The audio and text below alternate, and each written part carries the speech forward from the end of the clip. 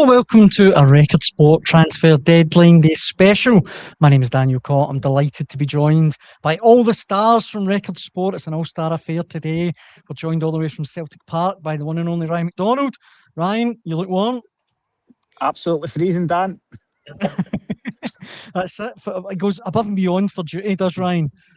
We're also joined by Record Sport 𝗧𝗿𝗍𝗃. Scott, how are you?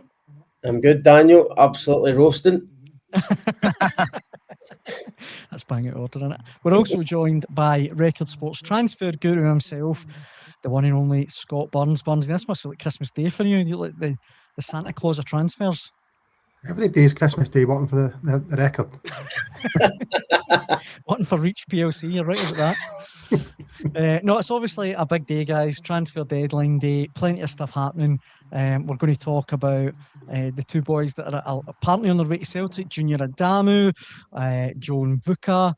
We're going to talk about Hearts striker James Wilson, David Watson, Dennis Geiger, Arnie Engels, Stephen Welsh, Maswanhise. But first, the big news this afternoon, Scott, is that Rangers have made a breakthrough in their chase of Ryan Nadiri. Yeah, it looks that way, Daniel. Just in the last few hours, it seems there's been a kind of change of tact for Rangers because certain things not falling into place. I mean, on Friday night, the kind of latest was that Rangers, they were determined to get one more in before the deadline, and at that point, I think the guy they wanted was 𝗟𝗏𝗘𝗃. This is a guy that they'd been chasing for. They've been put a lot of work into over the weeks. I think it's been a long-term thing, weeks and months maybe, to try and get 𝗟𝗏𝗘𝗃 up and loan. And it looked as if a deal had been agreed. I think that was the one they wanted. Obviously, Nadiri was always in the background, but I think that was seen as maybe more long-term, potentially lining that up for next season. But such is the way with these kind of deals, things happen. Things like Southampton selling or agreeing to sell Adam Armstrong to Wolves. And that obviously complicates matters. And it looks as if today Rangers have now turned their attentions back to Nadiri and are trying to push that deal through to get it done now. We think the players in Manchester for a medical. Rangers have had to up their offer. I think as of Friday, the offer was somewhere like £3.1 million. It looks as if they've had to up that again. I read this morning somewhere that it might be the biggest transfer out of the German third division. So it shows you how much Rangers desperately want a striker, or desperately want an attacker in. They've now seemed to have kind of pinned their hopes on getting Nadiri done now. And yeah, I think that will be their main. Obviously, they're looking to get a couple of guys out as well, but it looks like Nadiri will be their main income. And if they can get that over the line, it's not done yet. Obviously, 𝗵𝗂 who have been kind of playing hardball up to this point, they still have to give it the kind of green light. But I think Rangers will be really hopeful of getting this done. Especially, I know it's an obvious thing to say, but the weekend's result and performance at Easter Road maybe kind of made it even more urgent to get that attacking player in before the deadline. Yeah. We've got some comments coming in, and if you're watching at home, you want to get involved in the deadline day chat, please do so in the comments section. Rangers Easy OK says, hello guys, we needed to get him in now. We couldn't afford to wait till the summer. Still worried about lack of creativity. 𝗬𝗏𝗃 does my head in. Would like someone else, but a decent window for us. The one that may be going out, or one of the ones going out rather, Scott, that you mentioned, 𝗟𝗏𝗘𝗃. I think it's fair to say it's not really happened for him, Rangers, is it? No, it's just hasn't worked out, and it's a shame, Daniel. I mean, with 𝗟𝗏𝗃 signed in the summer, I need to hold my hands. I thought it'd be an excellent signing for Rangers. Exactly what he did. Really good experience. Get promotion with Leeds last year in the Championship. Came in under Russell Martin. Didn't really play where we expected him to play. Expected him to be a lot more attack minded. But Russell Martin could have played him as a deep line midfielder, kind of number 6. He's had a couple of injuries. Danny Rose came in, obviously they look at him and has decided he's not going to be part of the plans moving forward. So yeah, it looks as if he's going to go out back to the Championship. Sheffield United, obviously really keen to get him.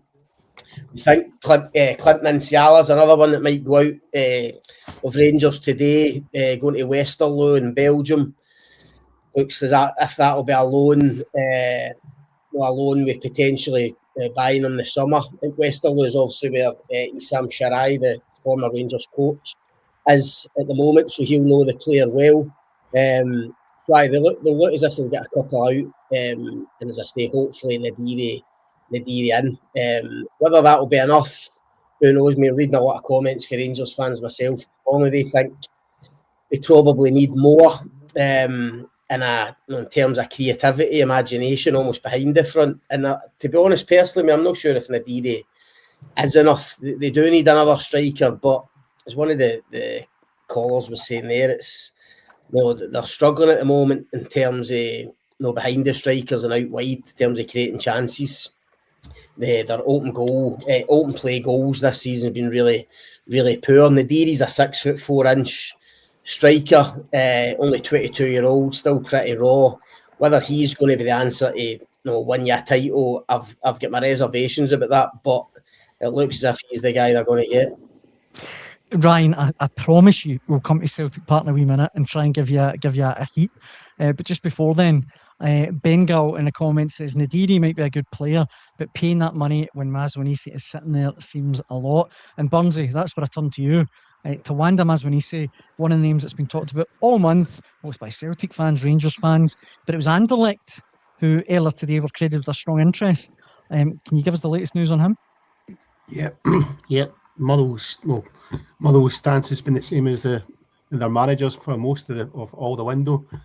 𝗟𝗏𝗃𝗍𝗶 has always said that he wasn't for selling any of his top stars in this window, and that remains the case. Motherwell are adamant that none of their players, including Maswanhise, are going anywhere before the window closes. So basically, it's thanks but no thanks for any of the teams coming in, which I think is really good news for Motherwell, but it's obviously disappointing for many of these suitors. But I suspect that Motherwell fans should probably make the most of Maswanhise between now and the summer, because I'd be very surprised if he still remains it in Lanarkshire beyond the summer. He's had some season, and if he continues the way he is, I mean, he could end up in one of the top leagues straight from Motherwell. I know sometimes you've got to go maybe to a bigger club, but I think with his figures and his stats and that he could well land a move to one of Europe's top 5 leagues come the end of the season if he continues in the same vein. What do you think it would take to get him out, Scott, for Motherwell? No, I know they're not what to sell just now, but whether it was now or the summer, what kind of figure are you talking about, do you think, to get him out of there? I think there was talk of a £1.5 million bid from Blackburn Rovers earlier this week. You know what I mean? It's just laughable. Yeah. I think genuinely it would take a big bid, and I think you're talking 5 million-ish. I genuinely do. You look at what they got for Lennon Miller on the side. I know Lennon Miller is a young player, but Maswanhise is a young player. You know what I mean? He's got all these best years in front of him. I think 5 million probably is the sort of the ballpark figure that Motherwell will be looking for.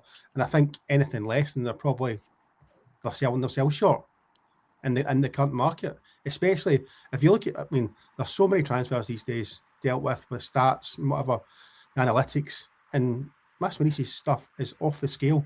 So there will be big clubs will come in for him on the back of that alone, even before they see him play. But when you see he's pacing that, it's a killer in the modern game. You know what I mean? Most of the top clubs will be looking for that. And I think any less than 5 million and it's no deal. Well, you can see there in the comments that Marzuno says, well, if Bowie was worth 6 million, I mean, I know it's a lot of money to Scottish teams, but maybe in the overall market, it's no, for a guy like you say, Maswanhise, who's been doing the business week in, week out, another 2 goals at the weekend. Ryan, I'll maybe get your take on that from a Celtic point of view. Is he a player that you're surprised Celtic haven't made a bigger push for? Not really, to be honest. You're talking about 𝗟𝗏𝗃𝗍𝗶 there, £6 million. I don't think Celtic were ever going to be in the chase for 𝗟𝗏𝗃𝗍𝗶, that sort of money. And the same with Maswanhise. I think Motherwell are right to hold out for as much as they can. They've got arguably one of the top 3 players in the Premiership this season. Burnsy's talked about his stats as well. He's been exceptional. And when clubs are like Anderlecht come sniffing, then that's when they're going to ramp the transfer fee up. I think for Celtic at the minute, Maswanhise, although he has been sparkling, is he maybe, this is his best 6 months of his career? Would he be able to make that step up and contribute to Celtic, Celtic's title push between now and the end of the season? You know, that is the big question mark. And if you're talking about fees of £5 million, I just don't think that Celtic would be willing to sanction that for a rival SPFL player. You can call it snobbery, it probably is. We've seen so many talented players leave this division and go on to bigger and better things elsewhere. But I think for that sort of money, and I'm not surprised that Celtic haven't sanctioned or haven't held any official talks. From Rangers' point of view, sorry, go on, Bunzy. Sorry. Can I just jump in? You're saying, Ryan, step up in the way Celtic are playing this season, the way Motherwell are playing. Motherwell are playing far better football. Yeah, I mean, that's correct. They're probably the best football team in Scotland in a minute. But I just mean in terms of handling the expectations that come with playing for a club of Celtic or Rangers or even Hearts size to that. I just think it, you know, there are genuine question marks over that. But that's not to belittle the Maswanhise. He's been outstanding, and like you say, I wouldn't be surprised if he goes on to become a player that reaches the highest level and plays in the top 5 leagues. But at this moment in time, for £5 million, I just don't think Celtic would go down that route. From a Rangers point of view, Scott, I was going to get your take on that. I mean, Richard in the comments says Rangers knew they needed a goal scorer from September. None of the 3 we have are good enough to go and get one from the German third division for £3 million instead of a guy who's on your doorstep and scored almost 20. 20, I don't know, he scored almost 20 is crazy. And Martin also says if Chernity's worth 8 million, Maswanhise's worth at least, he says million. I think we know what it means. But do you think he could have done a job at Rangers, Scott?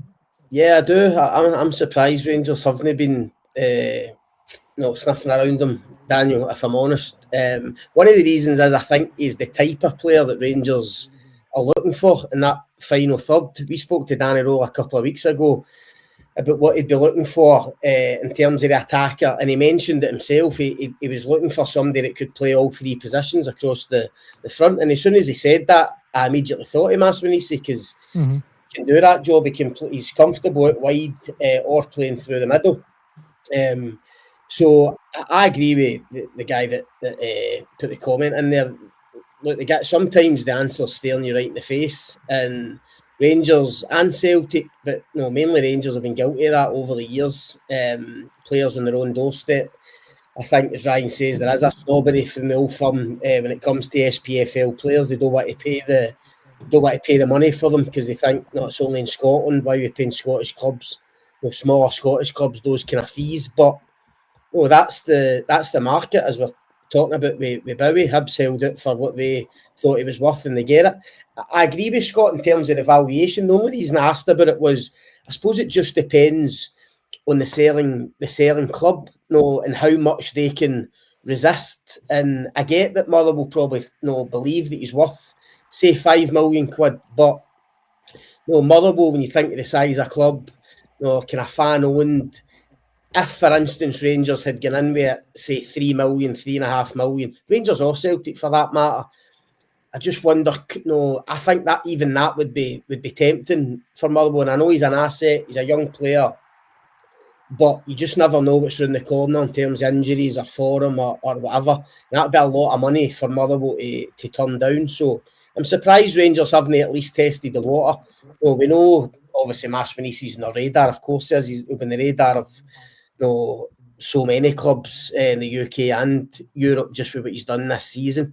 And yeah, like the caller said, I'm a bit surprised that they're away to the German third division for as I say, 6'4" striker, who might be a bit more like 𝗟𝗏𝗘𝗍𝗓 or Majowski, the guys they've got. I thought they would go for somebody a bit different. I thought Archer would be a bit different if they could have got him in loan, a bit more of a live wire up front. And Maswanhise would have been a similar type of striker, but needs must. They need to get another attacker in to try and really push with this title bid. But no, I'm surprised Rangers haven't looked at Maswanhise and haven't at least asked the question. I agree with you, Scott. I think it's a bit peculiar, to be honest with you. But to players that might be heading to one of the old firm, Ryan, 2 players that Celtic are apparently close to getting over the line. 𝗟𝗏𝗍𝗍 and Junior Adamu. One of the guys in the comments says that the two of them must be having, he says 2 lads must be having some medical It's been a while now. Is there any news from Celtic Park? Yeah, just before I start, Dan, my iPhone is about to run out of battery, so if I suddenly disappear, that's the reason why. Right, no worries. Yeah, we spoke to Martin O'Neill after yesterday's game, and he did confirm that the two players were undergoing medicals, and it deals with were close. So obviously Joe 𝗟𝗏𝗡𝗍𝗂, I think a deal has been agreed in the region of £3 to £4 million.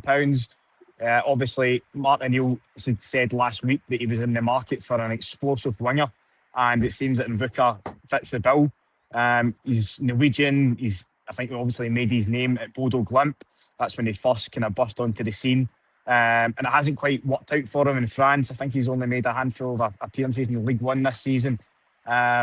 So, yeah, Celtic are clearly see potential in him. He's still only 23 as well. So it kind of ticks a lot of the boxes which Celtic look for in terms of profiles. And, yeah, he's obviously the winger that Celtic have been crying out for.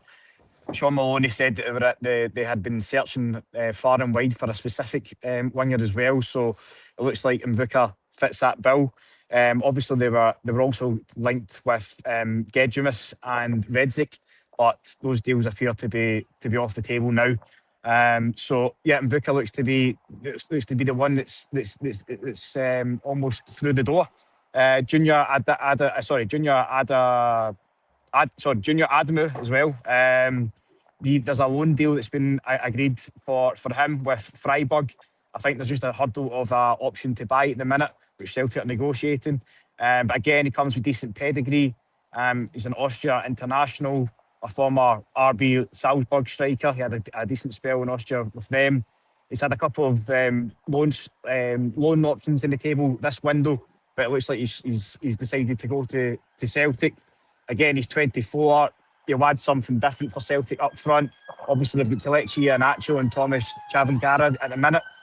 𝗟𝗏𝗏𝗃𝗓 made an excellent start to his Celtic career.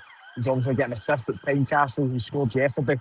So he'll be another option to add up front, which Celtic are desperately needing at the minute. In terms of other positions that Celtic are looking to strengthen, I think a central defender is on the wish list.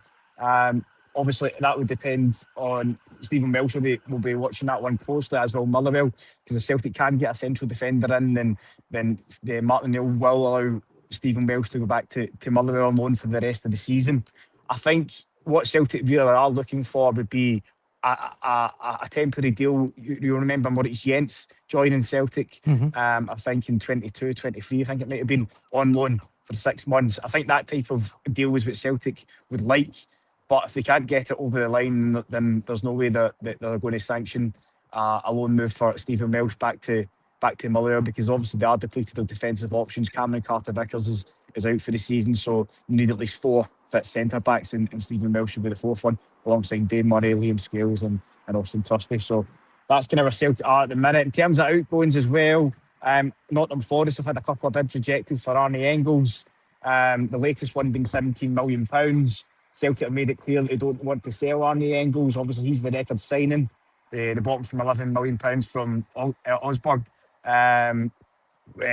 18 months ago. So they could make a decent profit, £6 million. He's a player that's divided opinion amongst the Celtic fans. His goal contributions have dipped this season, but he's a player that Martin O'Neill values highly, and at this stage in the window, Celtic don't want to lose him. Had a bid come in of this size earlier in the window, maybe 3-4 weeks ago, Celtic's thinking may have changed, but at the minute, they've got absolutely no plans to sell Arnie Engels, and Nottingham Forest have actually moved on as well. It looks like they've had a bid rejected for Middlesbrough midfielder Aidan Hackney earlier this morning as well, so it looks like they are now exploring other options. And finally, Johnny Kenny as well. He's going to fall further down the pecking order now with Celtic bolstering an attack. He's got options down south and up north as well. Obviously, Bolton had tried to sign him in the summer, and they could potentially renew their interest as well. So yeah, there's a lot happening at Celtic Park just now. There's no black Mercedes behind me yet, but I'm sure it'll only be a matter of time before the signings are through the door. Just before Ryan, go on, Bumsy. Sorry, go on. Ryan, there was an ambulance went flying past when you said spending big money. Who knows? That could have been the medical getting finished off. Who knows? Ryan, in case we lose you with your battery struggling out there, and maybe we can let you go up the road and get your feet warmed up. Before that, though, what's your take on the Engels thing? Because like Arnie Engels is a player that I think has always taken a bit of a stick unduly. I think because of his big price tag. I think he's a decent player. I'm not saying he's Maradona or anything, but I always think he's a good player that's contributed well. But 20 million euros for him, I mean, that is a lot of money. Yeah, I think, as I said, Dan, had this bid arrived early on the window, I think Celtic would have seriously considered it. They would have been daft not to. A lot of people had said that I'd question whether Celtic would even recoup their money for Arnie Engels, which I thought was harsh. I think he's done okay at Celtic since he arrived from the Bundesliga last season. As I said, he does split opinion, but he has played every game under Martin O'Neill since he's come back. He's clearly highly valued by Martin O'Neill. He made it clear last night that he wasn't for sale. So I think if Nottingham Forest are tabling this type of money in January, then surely Celtic will be able to hold out for that kind of sum come the summer. So I think they'd be wise to keep hold of Arnie Engels. I don't actually think they've got that many great midfield options, if I'm being honest. I know that a central defender is an area that Celtic are targeting, but I've said it consistently during this window. I do believe that Celtic are lacking a dynamic midfielder. I feel, if you go to Ibrox, you go to Tynecastle, I think that Celtic can get overrun at times in midfield. Callum McGregor's 32. He's been excellent, but he's not getting any younger. Benjamin Nygren's chipped in with some excellent goals. He's Celtic's top goal scorer, and he's made a significant contribution. But again, he comes in and out of games at times. And Arnie Engels is a bit of an enigma. 1 minute he can be excellent, the next he can be found wanting. So I think Celtic are looking for a real Hatate in his prime, for example. I think Hatate's been off the boil for quite some time, and if Celtic can get somebody like him at his prime when he first came to the club, then I think that's exactly what they're missing. I think they definitely need a bit of energy in midfield, because at times when you watch Celtic, they just seem so leggy. And for me, that should be a priority position. Ryan, I can see you battling elements there, and as you see your battery struggling, I think we can let you go up the road. I'm going to get Burnsy and Scott's taking another last couple of bit transfers to round us off. But Ryan, as ever, thank you very much for your time. Thanks, lads. Cheers. Cheers, Ryan. I think, as you could see, Ryan was struggling a wee bit there, guys. But we'll let him go up the road. Actually, just very quickly, Scott, Engels, surely a club like Celtic should have replacements lined up. If a 20 million euro bid comes in, here's 2-3 players we go for. No?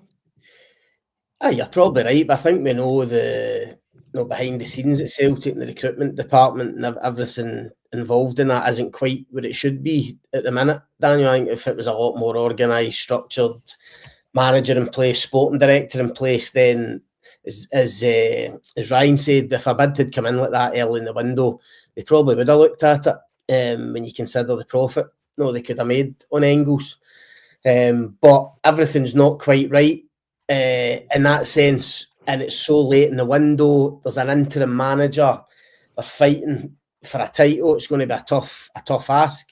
And as Ryan says, it's not as if Engels is on the periphery or on the fringe of the team. No, Martin O'Neill's playing him for the start every game, so clearly sees him as an integral part of their kind of title bid. So I'm not too surprised in that regard, but I get where you're coming from. In normal circumstances, signing the guy for 11, you get a couple of years out of him, and then you get an offer of 17, 18, whatever it might be. I think that'd be very tempting. That is the model. After all, the model at Celtic have, in recent or in the past certainly have done very well out of. So he could have fell into that category as well. I'm conscious, guys, that I'm taking up so much of your time, so there's a few more names I want to rattle through. Burnsy, what can you tell us about David Geiger on his way to Aberdeen? David Geiger? Dennis Geiger. Dennis Geiger. Dennis Geiger, that's his name, isn't it? David might be his brother. They might be there together, I don't know. He's a midfield player, small, creative midfield type. He's spent most of his career at Hoffenheim. by all accounts, if it hadn't been for injury, he might have hit greater heights than Hoffenheim, but he's meant to be a very good Bundesliga player. He's one that 𝗧𝗿𝗍𝗶𝗍𝗃, the Aberdeen sporting director, knows from his time at Hoffenheim. And I think he's been unlucky with injuries, etc. He hasn't played at all this season, and that's given Aberdeen the opportunity to get him between now and the end of the season. That should be announced this afternoon. If it's not been announced since we've been on the air, that it'll be a loan deal for the rest of the season. But I believe that Aberdeen will have an option, providing that Dennis proves his fitness, that there'll be a longer term deal for him. So that'll be the first one in the door at 𝗟𝗏𝗘𝗍𝗃. There's a couple of outgoings as well today. 𝗟𝗏𝗍𝗃, who is on loan from Sunderland. Obviously, Aberdeen brought him in the summer on loan. They had an option to buy for a club record 1.5 million, but he hasn't hit the heights at 𝗟𝗏𝗘𝗍𝗃, so he is now the Aberdeen loan is going to be terminated, and I believe that the Sunderland deal's been terminated as well, and he'll be joining Schalke in Germany on a free transfer. So that's one in, one out. There's also a bit of interest from Luton Town in Leighton Clarkson. I think 𝗧𝗿𝗿𝗃𝗍𝗃 County are also interested. As it stands, neither of these clubs are at the level that Aberdeen want to sell just now, but we have to wait and see what happens between now and when the window closes. And also, Aberdeen need to try and get centre halves in before the close of play, because they face Celtic on Wednesday with one recognised fit and available centre half, and that's Liam Morrison, who made his debut at the weekend, with Mats Neustadt being carried off against Kilmarnock. Jack Milne suspended, and that is their one and only. So I think I need to play Nicky Devlin and 𝗬𝗏𝗡 Nielsen in there on Wednesday. So they're short of defensive options. So there's quite a bit to be done at 𝗟𝗏𝗃𝗍𝗃. Let's see if anyone else follows the German midfielder in the coming hours. Another player that Aberdeen were linked with early in the window was David Watson. Understandable, the last I heard since I came into the studio was that Bolton had a £500,000 bid rejected. Any more news on that? I always think he's a really good player every time I see him play. That bid came in, I believe, Daniel, kind of over the weekend, maybe just before the weekend, and Kilmarnock immediately rejected it, even though David Watson's only got 6 months left on his contract, so that might have been tempting to cash in. But I think the key thing here is the position Killie find themselves in the league. They're obviously in that 11th spot. Good win at the weekend where Watson started against Aberdeen. They're now kind of within touching distance of St Mirren. Above them, obviously, a new manager with Neil McCann. So I think they've just made the decision. They want to keep David Watson to the end of the season. I've no doubt he'll have several suitors come the summer, but I think that Killie are viewing it is really important to keep a hold of him, to try and aid their kind of survival bid and make sure they stay in the league. But a really good player, Scotland's young player, or certainly Football Writers Player of the Year 18 months ago, young player of the year, and another one that big clubs will probably have on their radar. He probably hasn't been. Performances maybe haven't been as strong as they were 18 months ago when he won that award. Probably contributing factors to that: injuries, change of manager, stuff like that. But I think on his game, David Watson's a terrific player. It's no surprise that clubs are looking at him. But for now, Killie just see it as really important to keep him between now and the summer, just to make sure they stay in this league. Daniel, and the last one, go on, Bunzy, of course. Can I add a wee footnote to the David Watson one? Sure. Obviously said about Aberdeen's interest. I believe they're at the table in terms of pre-contract with David Watson. So they're pushing to try and get a deal done. I mean, whether he accepts a deal just now, but I know they're certainly at the table and they're pushing to try and get a deal done for the summer. Obviously, then they would have to pay Killie compensation. But as you say, there's other suitors, but Aberdeen have certainly not given up the fight. Certainly want to watch, I would have thought. The last one, guys, that I want to get your take on is at Tynecastle, James Wilson. Obviously, he's a young player that everyone's heard about for the last couple of years. Turns 19 in March. He's still very young, broken into the Hearts team. I forget as well, he's got a Scotland cap now. Of course, he's a full Scotland international. But the news came today that he's on his way to North London to sign for Arsenal. It looks like. I mean, some move for him. Incredible move it goes through. Don't get me wrong. I mean, listen, what I've read up in this, Daniel, it looks as if he would go down to Arsenal's kind of PL2 under 21 team initially on loan. So it's almost like they're taking him down, have a look at him in the under 21s, and then decide whether they would kind of take him down there permanently, or whether they'd see him as one for the future. Well, it looks as if Arsenal are also looking at young Evan Mooney at St Mirren. He's on his way down there as well. So it's interesting, though, moves, really unexpected. But Burnsy will maybe know more than me, but you wonder about these big English clubs taking the young Scottish boys down. Is it to do with kind of quotas? They need quotas of British players in their squad. That's why I kind of worry about young players. I mean, it's obviously tempting. You see a club like Arsenal coming in for you, you would automatically go for it. But I mean, it has to be right for them in their future. And look, James Wilson at Hearts, I suppose Evan Mooney as well, probably hasn't played as many games, even though they're young, at their clubs up here as they would want. They're probably champing at the bit to get in and play more regularly. But I say the worry is going down there. They drop into that kind of PL2 league and they kind of disappear a wee bit. So these boys will have a big decision to make. I know obviously finances will come into it as well, but really interesting if these two young Scottish boys get down to Arsenal, just to see how they develop, how they progress, whether they could get to that kind of level. It's obviously really tough, but really interesting moves if the two of them get down there. A few people saying in the comments that Spurs are now after Wilson as well. And Burns, I mean, look, Scott's right. It would be pretty depressing if a player of his promise gets swallowed up in this kind of Premier League 2. Like I say, he's a Scotland full international striker. Right then, my what I've been told of the situation is it's not as advanced with Arsenal and Wilson. Evan Mooney, I think, is that Arsenal deal's just about done. It should be done before the deadline. What I was told was that Arsenal came in, made an approach to Hearts, and asked to take him on loan for the rest of the season. Hearts then went back and said, look, he's not going anywhere unless you meet a guaranteed transfer fee beyond the summer. And that's the last what I was told. The Hearts went back to them, and there hasn't been a response from Arsenal since then. So I'm not sure if Wilson will go in this window or not. But if they are going to get him, they'll have to pay serious money. So whether they see the value in that or not, I'm not sure. But Hearts are not for letting him go, and certainly not on a loan for the rest of the season. I wouldn't really see what would be in it for Hearts for loaning him out. I don't really get that. No, but the other thing as well. I mean, but you were saying before about the lack of game time. I mean, what's to be gained from going down to English Premier League 2, whatever?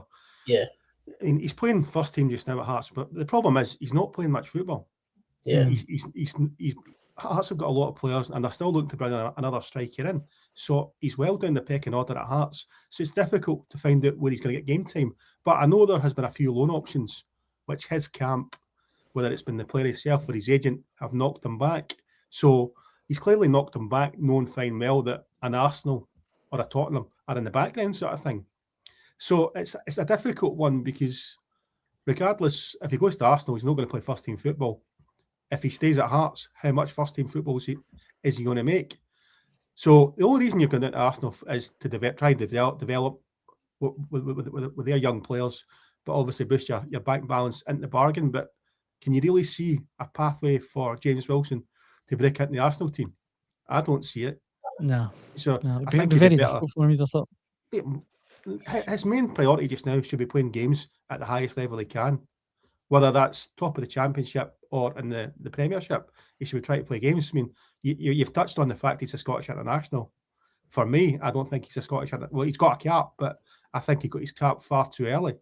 I didn't think he wanted his Scottish international cap at that point, but there was a bit of politics in play at that point with Northern Ireland, I think, wanting him as well. So, look, he's a good young player. He's got great potential, but James Wilson needs to play games wherever he can, and that's the only way he's going to get better and reach his pinnacle. But as it stands, I think he's stuck in a catch-22 situation, because if he's not playing at Hearts, then he goes to Arsenal and plays under 23 football. I just don't see what he gains from that either. That's the thing. That's the thing, Daniel. Scott's right. The best thing for James Wilson would be to play games up here at another Scottish Premiership club, or as you say, at the top end of the Championship. That would seem like the logical thing to do. However, there is, when an Arsenal comes in, there obviously is a financial temptation, and I suppose people will argue, once you're in that system, the Premier League, Arsenal, even if you don't make it to Arsenal's first team, which, let's be honest, they probably wouldn't, suddenly, you get a load of options. Clubs in Europe are looking at these players now, so it can lead to other things. People might argue the fact that you're at Arsenal is going to open more doors for you than if you're sitting at Hearts playing 20 games a season. So I kind of get that, but for me, for his development, he's a really talented young player. So highly rated. Even a couple of years ago when he was coming through, so many clubs in for him. Hearts really pushed the boat out to make sure he signed professionally with them. The most important thing, as Scott says, that he's playing games at the highest level possible. And if that's not Hearts in the Scottish Premiership, if there is an offer there for another club in this league, or even top end of the Championship, or down south, wherever that might be, then he has to try and play games, has to try and get minutes under his belt. That's the only thing that's going to aid his development at the moment. Guys, for now, I think I'll let you get back to your phones and taking notes and finding out the latest transfers. But for now, I think that brings to the end of this afternoon's Record Sport Transfer Deadline Day Live. A lot of people are asking when we'll be back. Hotline Live will be back at 6 p.m. tonight at the usual time, and you can stay on top of all of the latest deals, news and rumours on Record Sport. Scott, Burnsy, it's always an absolute pleasure. Cheers, Daniel. Cheers, gents. And thanks for all the comments, and thank you for watching at home. Cheers.